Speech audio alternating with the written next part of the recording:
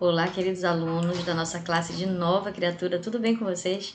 Eu quero dar prosseguimento à nossa segunda aula aí do nível 1, curso de fundamentos da classe Nova Criatura. Hoje eu quero falar um pouquinho com vocês a respeito da história da igreja. Nós falamos anteriormente a respeito do batismo, não vamos recapitular porque já falamos sobre isso. Vamos tentar dar uma aula bastante objetiva, mas eu quero avisar vocês de que é uma aula muito rica, uma aula que vai embasar muitas coisas para nós, porque conhecer a história é justamente isso, é quando nós olhamos para a história, nós conseguimos ter uma visão melhor do todo, né? Quando eu conheço partes segmentadas, somente uma parte, isso pode gerar confusão, isso pode gerar um conhecimento muito restrito, e isso acaba dificultando a nossa compreensão.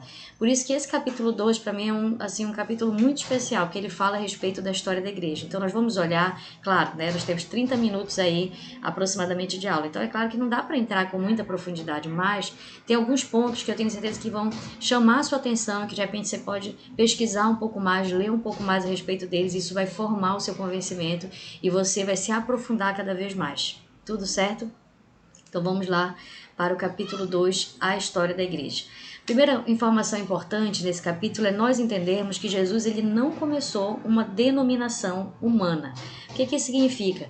Que Jesus ele estabeleceu a igreja do Senhor Jesus, amém? A sua igreja na terra. E a igreja do Senhor Jesus, na verdade, é uma instituição, diga aí, espiritual.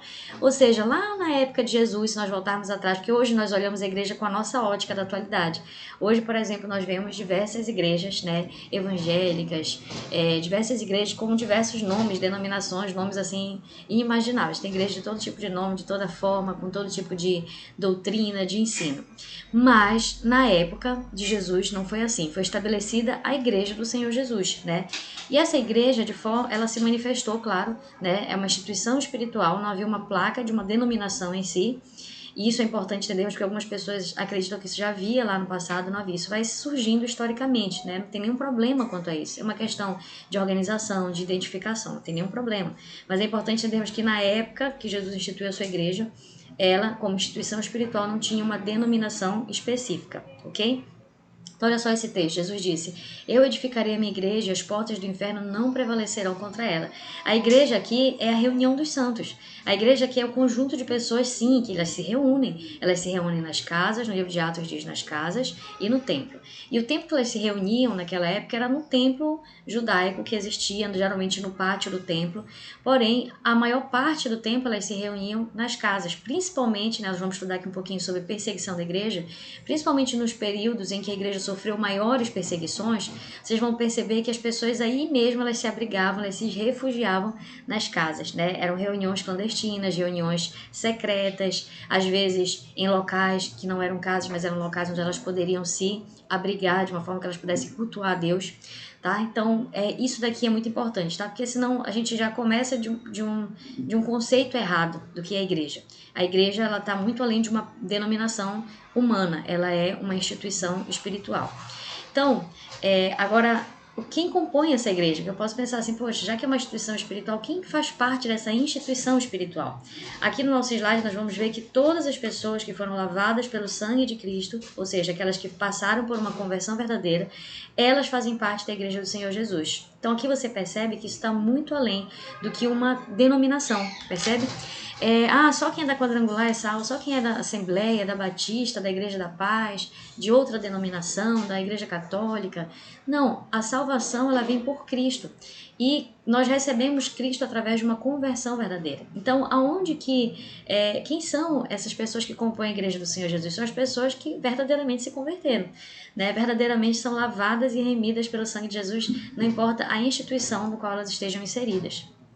Agora aqui um outro ponto da nossa capítulo 2 é a respeito do Espírito Santo. Quando nós compreendemos isso, nós vamos perceber, né, que nós vamos entender, na verdade, que o Espírito Santo ele age onde ele quer. Ou seja, se a verdadeira conversão ela vem do nosso coração, então o Espírito Santo vai agir onde há corações quebrantados, independente de bandeira de igreja. Porque existem algumas igrejas que elas limitam, né? Elas dizem, não, o Espírito Santo só age aqui na nossa igreja. E isso é uma inverdade, isso não é verdade. O Espírito Santo ele age onde nós temos corações quebrantados, pessoas que estão ali sedentas, buscando a Ele, né? Onde tem 2 ou mais reunidos, ali o Senhor se faz presente. Então, vamos começar essa aula entendendo que a igreja é muito mais do que uma denominação.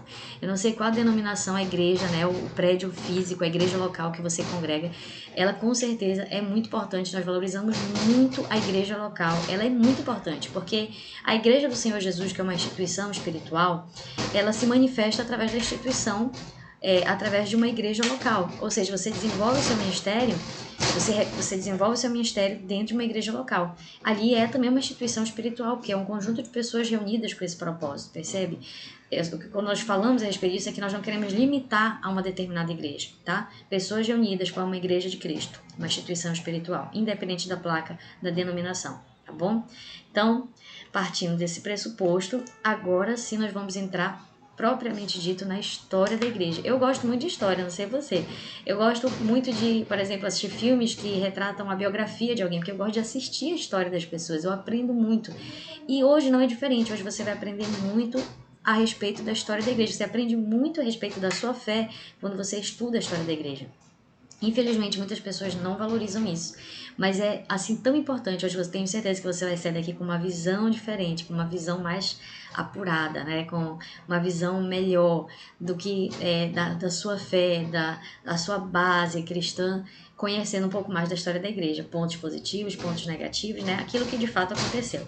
Então eu quero iniciar, né? Respire aí, eu falo um pouquinho rápido, não sei se você está assistindo aí na velocidade máxima, já que é um curso online, mas pare, vamos iniciar aqui, respire, vamos iniciar falando da corrupção gradual da igreja. Aqui nós vamos iniciar a história da igreja propriamente dita, tá? Como aprendemos inicialmente, não existem igrejas como nós conhecemos hoje, tá? Então começamos falando a respeito disso, já entendemos isso. Existia na época a Igreja do Senhor Jesus, que é uma instituição espiritual, vocês já sabem, eu já sei também. Os primeiros templos, isso aqui é uma curiosidade, eles somente passaram a existir, ou seja, templos físicos, templos onde cristãos se reuniam com esse propósito, edificados para essa finalidade, elas só passaram esses templos a existirem lá pelo século IV, já pensou?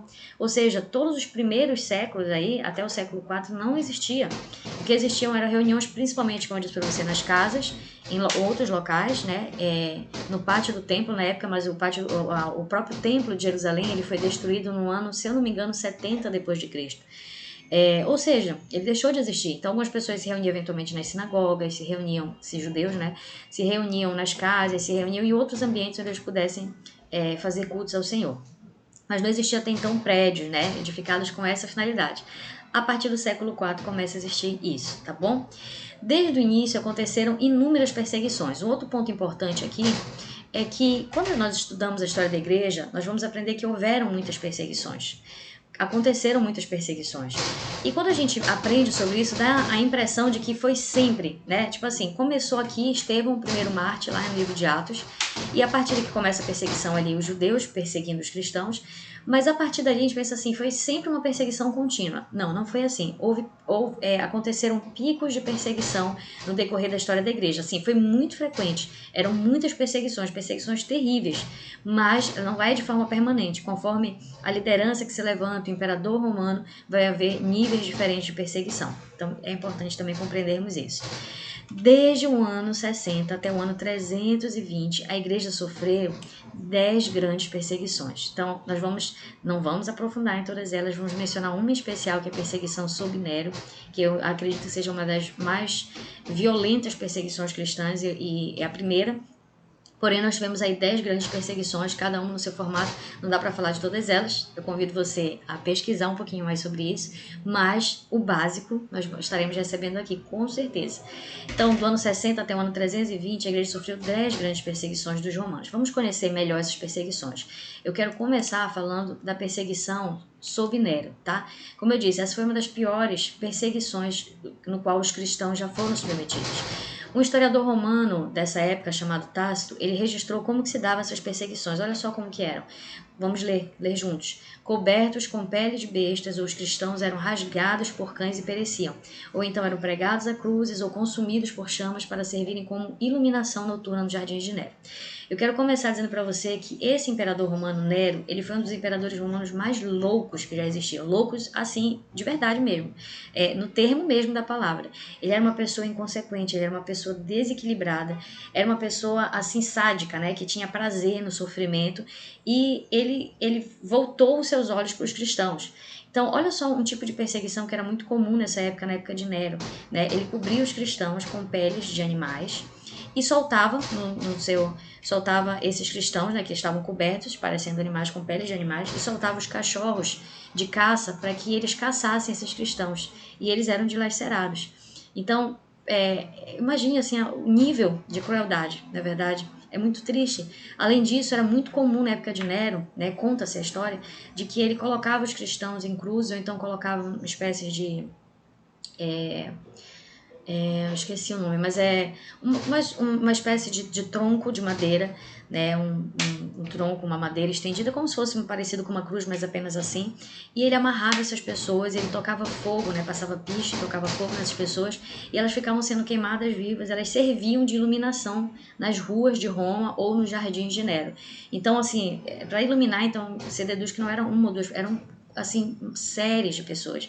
Muitas pessoas foram mortas nessa época, inclusive Paulo foi morto nessa época, perseguição de Nero sobre Nero, e Pedro também, né? A história conta Paulo foi decapitado, Pedro foi crucificado de cabeça para baixo, eles morreram nesse mesmo período. Além disso, nós temos algumas perseguições aqui também, dentre essas 10 principais perseguições, tá? Perseguições de Domiciano, Trajano, Marco Aurélio, Sétimo Severo, só estou citando. Maximino, Décio Valeriano, Aureliano, Diocleciano e Galera. Isso é um nome estranho, né? Não comum para nossa época, porém para eles sim. A maioria dessas perseguições, queridos alunos, ela se dava no padrão de Trajano. O que significa isso? É que na época de Nero não foi uma perseguição no padrão de Trajano. A perseguição no padrão de Trajano era aquela perseguição no qual ser cristão em si não era considerado um crime por si só, né? A pessoa era cristã, ela não seria morta por causa disso. Porém, ela seria morta se ela fosse denunciada por ser cristã. Então, a perseguição no padrão de Trajano era aquela que vinha acompanhada de uma denúncia, ou seja, meu vizinho aqui, eu sei que ele é cristão, não falei nada, ele continua tendo a vida dele normal. Mas chega um momento em que, de repente, essa pessoa me incomoda, né? E aí eu tô... vou denunciar, eu sei que ele é cristão, então pera lá, que eu já sei o que eu vou fazer. E era isso que acontecia.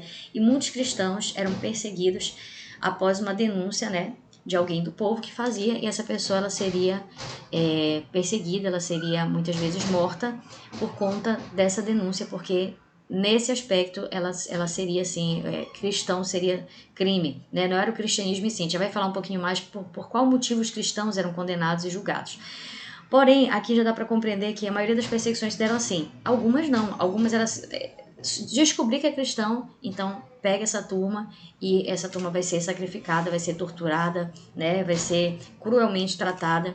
E assim aconteceu na época de Nero, uma perseguição assim indiscriminada.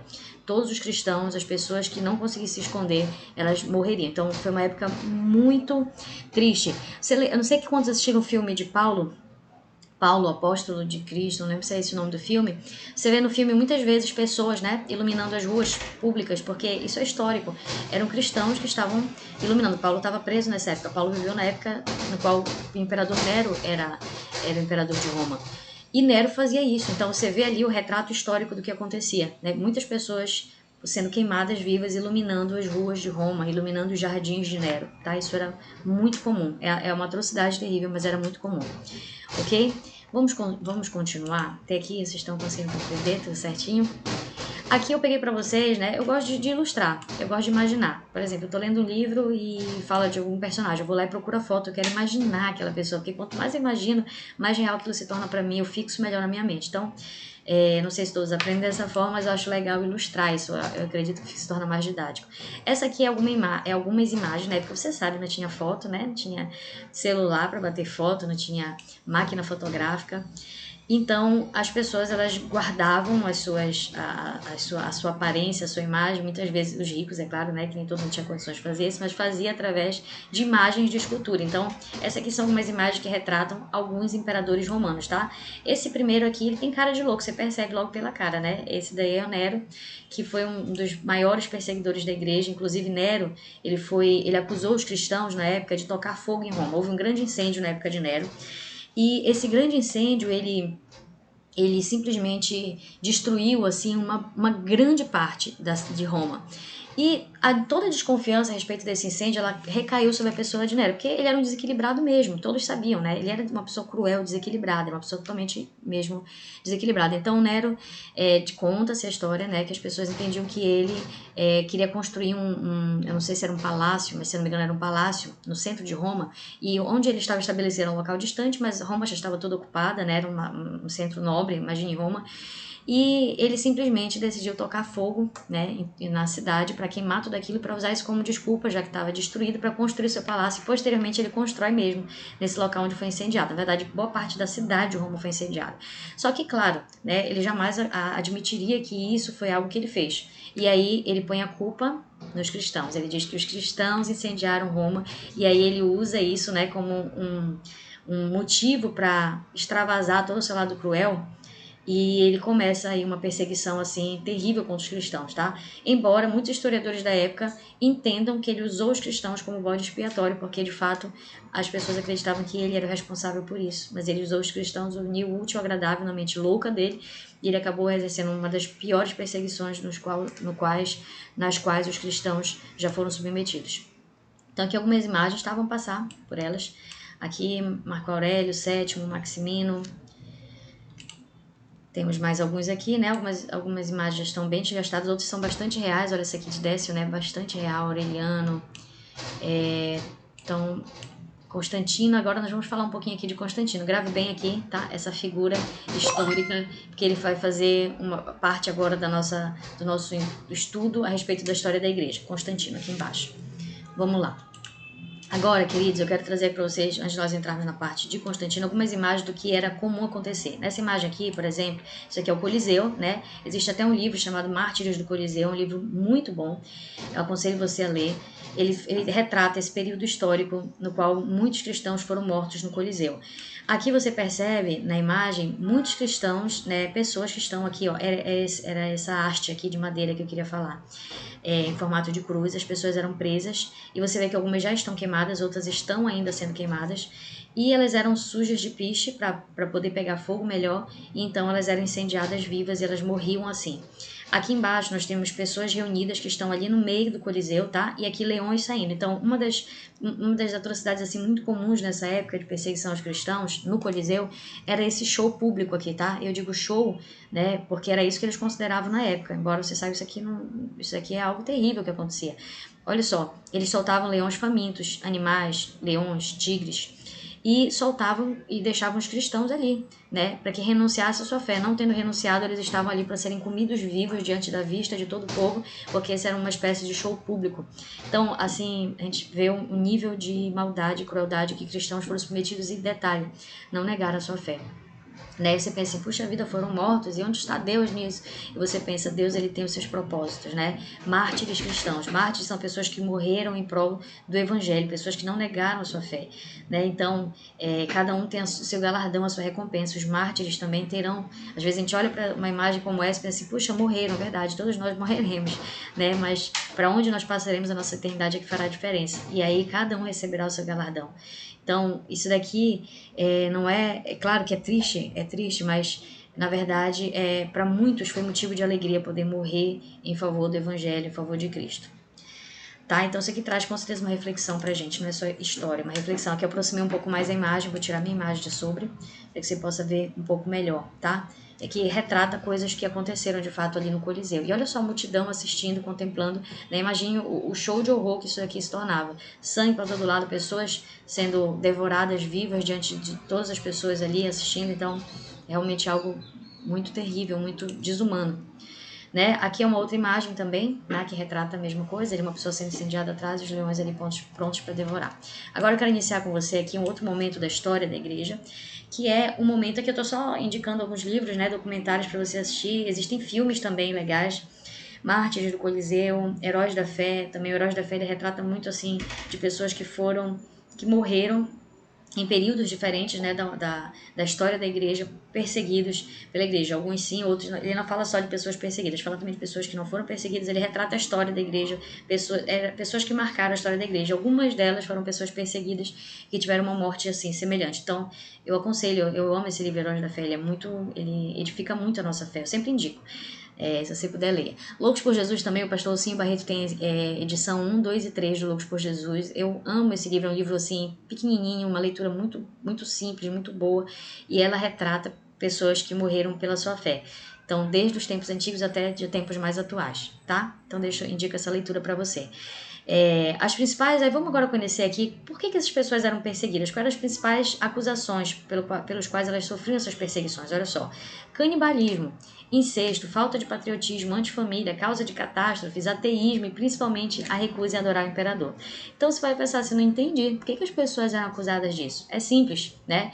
Algumas afirmações como, por exemplo, eles são canibais, eles comem uns aos outros. Por quê? Porque os cristãos, assim como nós também que somos cristãos, participamos da Santa Ceia. A Santa Ceia é o corpo e o sangue de Jesus. Então imagine que naquela época eles tinham conhecimento de que eles tinham reuniões no qual eles comiam o corpo e bebiam o sangue de alguém, né, que eles não entendiam quem era, e eles entendiam que, na verdade, os cristãos eram canibais. Vamos extirpar esse povo da terra. Isso era uma das causas de perseguição. Algumas acusações. Incesto, por quê? Porque os cristãos se chamam de irmão, irmã, né? Então eles eram casados entre si, e tipo, ele é meu irmão, como assim? Ele é seu irmão e é casado com você? Então essa também era uma das causas. Você vê que tudo isso na verdade vem de ignorância, né? De falta de conhecimento do que era. É uma desculpa para extravasar a maldade muitas vezes. Falta de patriotismo, porque os cristãos eles não se curvavam diante, né, dos ídolos de uma cidade. Os ídolos daquela cidade eram considerados como protetores, guardiões daquele local. Então, quando os cristãos eles iam de encontro a isso, não cediam, eles eram considerados antipatriotas. Antifamília, né, porque eles muitas vezes negavam a família para não negar a sua fé. Causa de catástrofes, porque tudo que acontecia de ruim, já que os cristãos não serviam os deuses daqueles povos, tudo que acontecia de ruim, eles entendiam que era a maldição dos deuses, porque aquelas pessoas estavam ali, elas não estavam adorando, apresentando as ofertas, o culto, se prostrando diante daqueles deuses. Então eles também acusavam tudo que de ruim acontecia, a culpa era dos cristãos. Ateísmo, né? Porque apesar de que nós não somos ateus, nós servimos a um Deus vivo. Como o nosso Deus é um Deus invisível, né? Não temos uma imagem de escultura desse Deus. Então, aqueles povos que serviam muitos deuses, né? Que tinham imagens desses deuses, eles tinham dificuldade de compreender um Deus invisível. Então, eles achavam que, na verdade, sequer existia um Deus. Por isso, consideravam os cristãos ateus, ou seja, não serviam a Deus nenhum. E principalmente a recusa em adorar o imperador. Isso daqui é um dos principais motivos de perseguição, acusações para isso. O grande problema, querido, dos cristãos é que eles eram, né, e somos considerados exclusivistas, ou seja, é difícil para a mentalidade daquela época as pessoas adorarem um Deus, um só Deus, e além disso esse Deus ser invisível. Os principais resultados dessa época da perseguição foi a purificação e a expansão da igreja. Então, olha só, né, até aquilo que aparentemente seria para minguar a igreja, para extirpar, na verdade serviu para que a igreja crescesse ainda mais, porque Deus é o Senhor dessa instituição espiritual que é a igreja do Senhor Jesus. Nada pode parar. A própria palavra já diz, as portas do inferno não prevalecerão sobre a igreja. Quanto mais perseguição, mais crescimento acontecia na igreja. A história do cristianismo ela muda drasticamente. Quando? E é aqui que entra que eu falei para você, lembre lá do imperador Constantino, né? Começa com a conversão de Constantino. Aqui eu não quero entrar para você no mérito de que se ele se converteu verdadeiramente ou não. Eu vou contar para você a história. Alguns entendem que houve uma conversão verdadeira, outros entendem que não. E aí é difícil, né? Isso é difícil de entender. Se alguém se converteu hoje, atualmente, imagine há milhares de anos atrás. Não tem como. Mas a história ela mostra o seguinte, que Constantino, em um determinado momento da sua vida, enfrentando um exército inimigo assim, muito maior do que o seu, e estando nesse momento ali de preocupação, de ansiedade, ele dormiu e ele teve um sonho, uma visão, no qual ele via uma cruz e ele ouvia uma voz que dizia assim, olha, sobre esse sinal você vencerás. Então Constantino, conta a história, decidiu passar, né, o símbolo da cruz em todos os escudos dos seus soldados e, de fato, um exército que tinha tudo para não vencer, acabou vencendo. A partir desse momento, ele associou a cruz, claro, ao cristianismo, ele já tinha ouvido de alguma forma disseminado, a fé cristã ela estava bastante disseminada, né, muitas pessoas já haviam se entregado para Cristo, e ele entendeu, né, que Cristo era o verdadeiro Deus, era Deus, então ele se converteu ao cristianismo. Aí aqui nesse momento acontece algo historicamente assim muito interessante, que é, a partir desse momento o cristianismo ele se encaminha, não é algo tão, não é de um dia para a noite, mas a partir desse momento a história do cristianismo muda totalmente, tá? Preste muita atenção, porque a partir daqui a trajetória do cristianismo é que futuramente ela vai se tornar uma religião oficial do Império Romano. E aí pense você que o Império Romano era aquilo de maior que existia na época, era a maior potência da época. E aí o imperador Constantino, convertido a Cristo, passa também a estabelecer futuramente isso como religião oficial. Aí você pensa, puxa, que maravilha, que coisa, né, linda, maravilhosa. Mas, como a gente sabe, tudo tem até perseguição, que você pensa que é ruim, foi pro bem da igreja.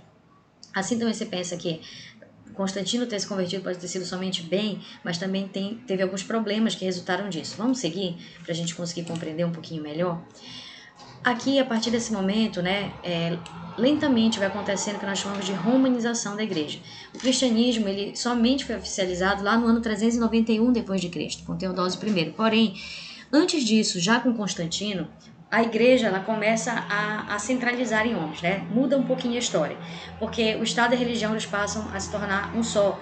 Nessa época, o que aconteceu? Agora vamos pensar juntos, né? Constantino, imperador, um homem influente, o homem mais influente da época, né? Do mundo da época. E sendo cristão, e as pessoas em volta também tornando-se cristãs por uma questão de influência, né? Se tornou moda ser cristão. Então, o que significa isso? É que as pessoas, né, inverteu-se a situação. Porque agora, o que acontecia? O Império Romano, quando ele conquistava novas terras, novos territórios, ele impunha o cristianismo. Então, aquelas pessoas, por exemplo, que serviam a muitos deuses, que faziam, né, que tinham cultos a diversos deuses, eram politeístas, eles eram obrigados, né, eram inclusive batizados ali imediatamente, conquistou a cidade. Ó, vocês morrem, vocês vão ser cristãos. Então, vamos ser cristãos, ok? Batizavam aquelas pessoas, elas se tornavam cristãs. Mas será que elas se tornavam de verdade cristãs? Não. É nessa época que muita gente não convertida passou a ser cristã. Então aí a história da igreja ela dá uma reviravolta, porque aqui a igreja ela passa a mudar totalmente o cenário de como era, né, um cristianismo mais puro, e aqui passa a ser um cristianismo mais miscigenado, um cristianismo misturado, né, com outros deuses, e a gente vai conseguir entender que foi exatamente nesse momento, eu vou passar aqui o nosso slide, exatamente nesse momento em que nasce o sincretismo religioso. Já vou explicar para você.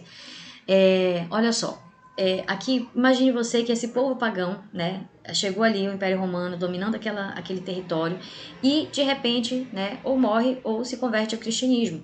As pessoas se convertiam, obviamente, ao cristianismo, né, quem vai se converter? Sob esses termos, quem que não se converteria? E as pessoas eram batizadas imediatamente e aí essas pessoas elas eram cristãs, entre aspas, mas elas mantinham as suas práticas pagãs. Então é nesse momento aqui, historicamente, que surgem, né, diversos santos cristãos que vão ser, santos que eu digo assim, imagens de escultura, né, como nós conhecemos hoje, que vão ser cultuadas, que vão ser veneradas. Por quê? É porque houve o sincretismo religioso. Então vamos imaginar que, deixa eu lembrar aqui o nome de um deus da época, vamos imaginar que Afrodite, né, eu servi Afrodite, agora eu sou obrigada a ser cristã. Não, tudo bem, você pode continuar servindo Afrodite, mas agora o nome dela vai ser o nome de um santo aqui, vai ser Maria, um exemplo, tá? Não estou dizendo que era assim, estou falando que é um exemplo.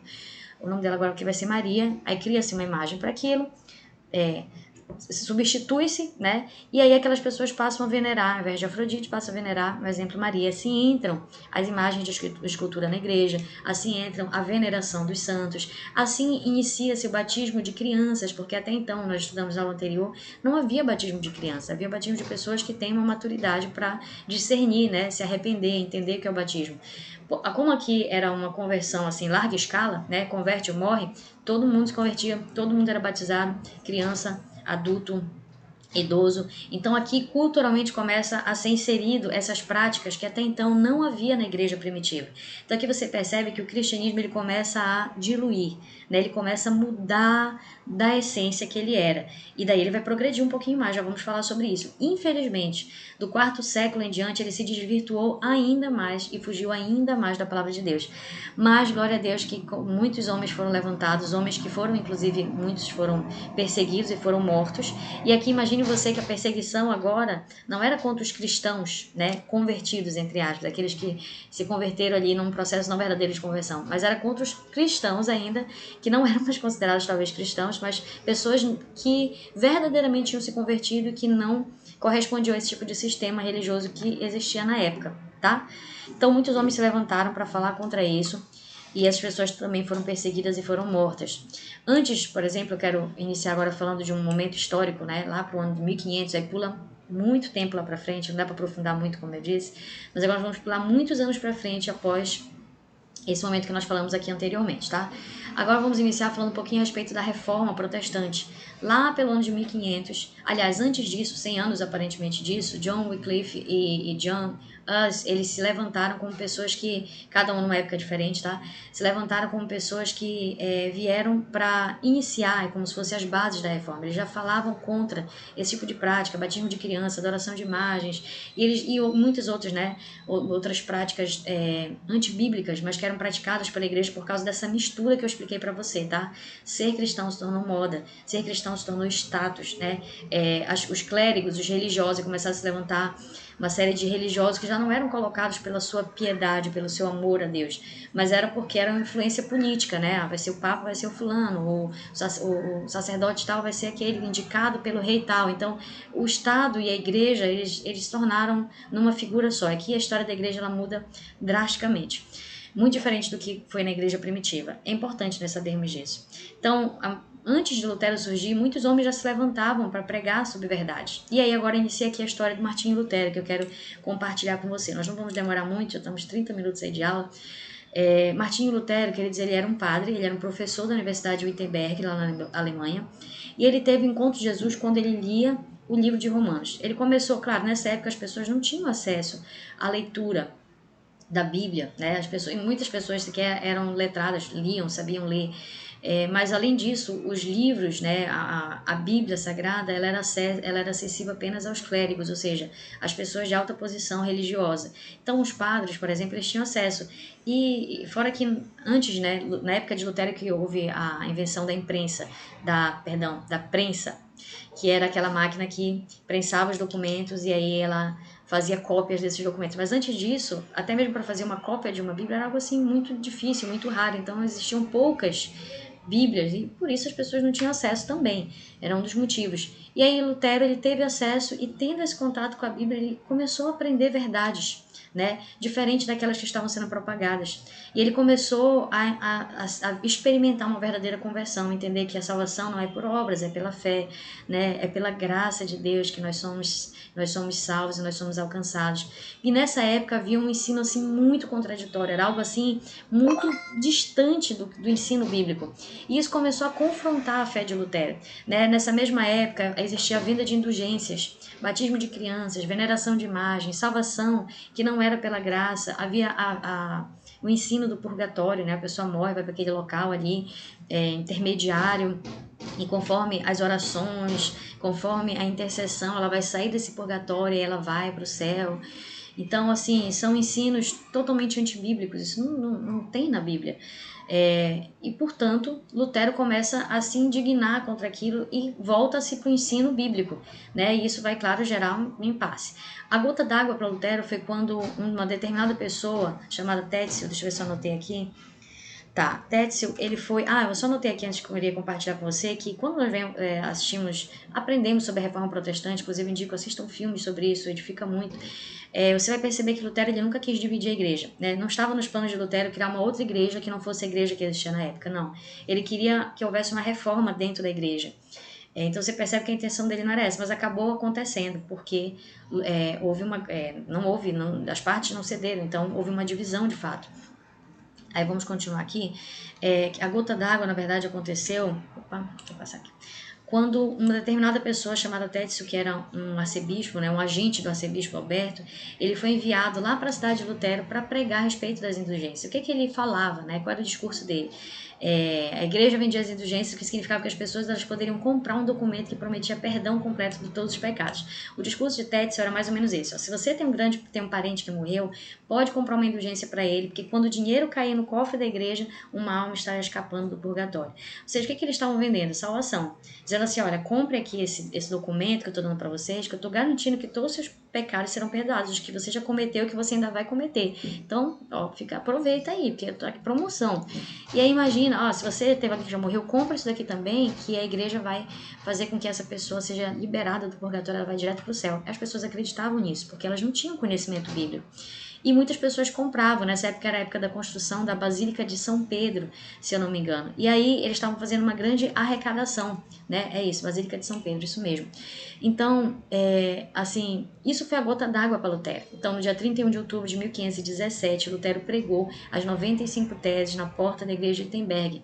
A porta da igreja, hoje a gente não entende muito por que isso aconteceu, mas hoje nós temos rádio, nós temos, né, rádio, falar de rádio já está até ultrapassado, nós temos rádio, temos televisão, temos internet, temos YouTube, temos um monte de coisa. Na época de Lutero, o local onde as informações públicas eram tornadas públicas era na porta da igreja. Então, se alguém casasse, era lá que ia sair uma publicação disso. Se alguém quisesse vender algo, era lá que sairia a publicação disso, e assim por diante. Então, Lutero quis tornar pública as suas 95 teses. Ele pregou no dia 31 de outubro de 1517, essas 95 teses lá na porta da igreja, para que as pessoas entendessem que, diferente do ensino que estava sendo repassado, a Bíblia não falava sobre isso, e ele vai rebatendo cada um desses ensinos. É muito interessante. E Lutero ele rebate cada um deles através dessas 95 teses. Infelizmente, hoje, muitas igrejas ainda, né, atuais, elas ainda têm esse discurso parecido lá com o de Tetzel, né, que é compre sua bênção. Tá aqui, ó, se você quiser, é só você dar aqui dinheiro que a sua bênção vai vir. E ainda tem uma mentalidade parecida com dessa época que deve sim ser combatida, assim como Lutero combateu, porque é antibíblica. Algumas pessoas ainda têm essa visão. Martinho Lutero ele ensinava que a cura, a salvação, as bênçãos financeiras, as demais bênçãos de Deus, elas não podem vir através de compra, elas vêm através da fé viva que nós temos em Jesus. Se fosse pelos nossos próprios méritos, nenhum de nós poderia receber essas bênçãos.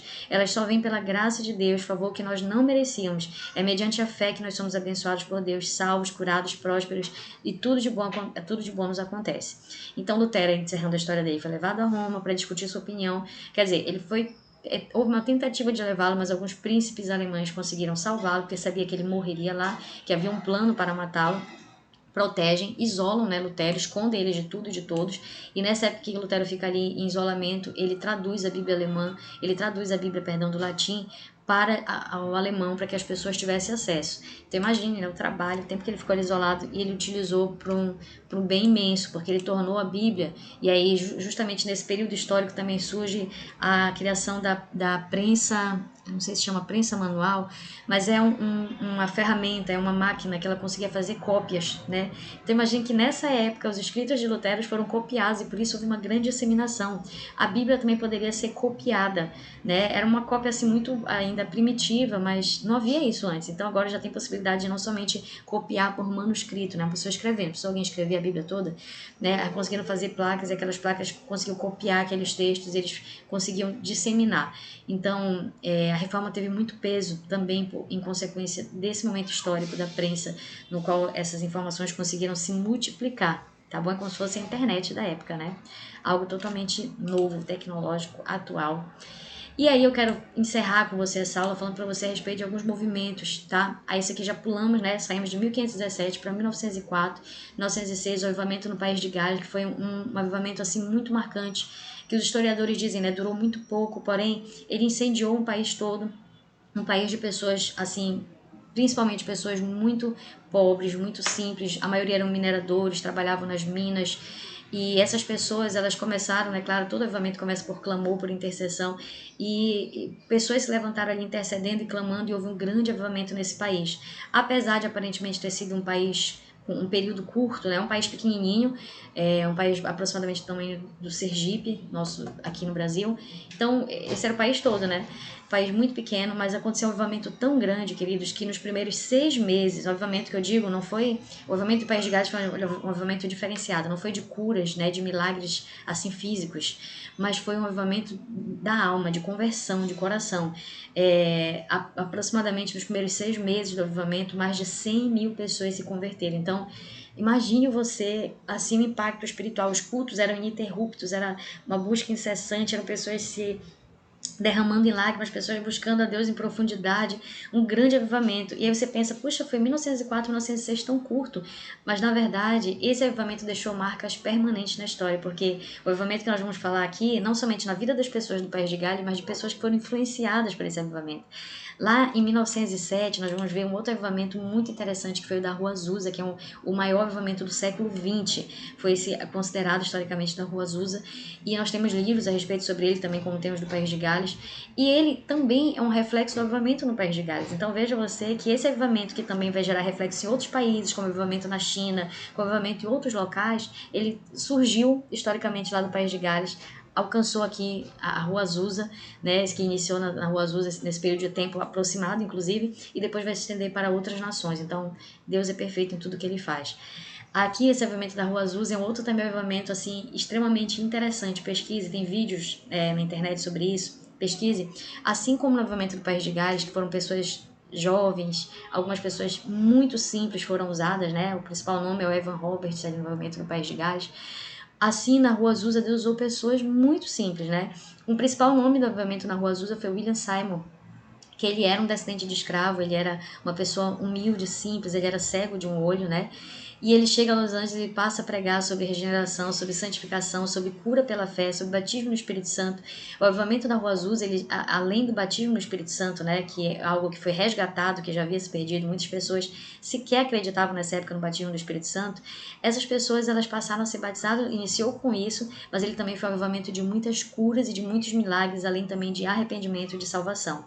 Então foi algo assim tão poderoso, né, que a história conta que as pessoas que passavam em torno daquele local onde aconteciam orações e buscas ininterruptas, as pessoas elas passavam e eram inundadas por um grande convencimento do Espírito Santo de arrependimento. Então pessoas chegavam chorando ali sem explicar o que estava acontecendo, pessoas que chegavam mancando eram curadas, pessoas que chegavam doentes eram restauradas e assim por diante. Então foi algo assim tão extraordinário que o jornal local ele passou a registrar isso, né? Você tem registrado pela história.